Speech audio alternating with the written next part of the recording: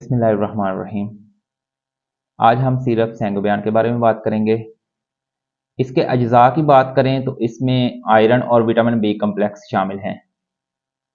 इसके फ़वाइद क्या हैं, इसके साइड इफ़ेक्ट क्या हैं और इसकी डोज क्या है, आज इस बारे में भी जानेंगे।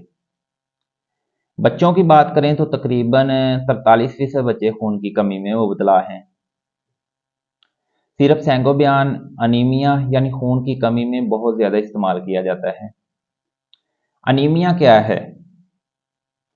जब आयरन और विटामिन्स की कमी की वजह से खून की कमी हो तो इसे अनीमिया कहते हैं, जिसकी वजह से बच्चा बार बार बीमार होता है, जैसे बार बार बुखार का होना या बहुत ज़्यादा कमज़ोर हो जाना।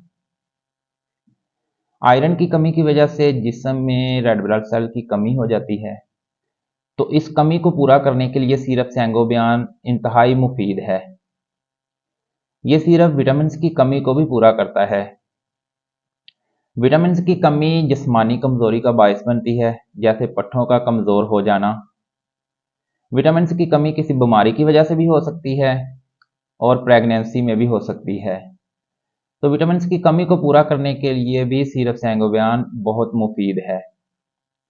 इसके साइड इफ़ेक्ट की बात करें तो इसमें पेट में दर्द का होना, उल्टी का आना, डायरिया या काले रंग के पखाने आना और कब्ज़ हो सकती है इससे।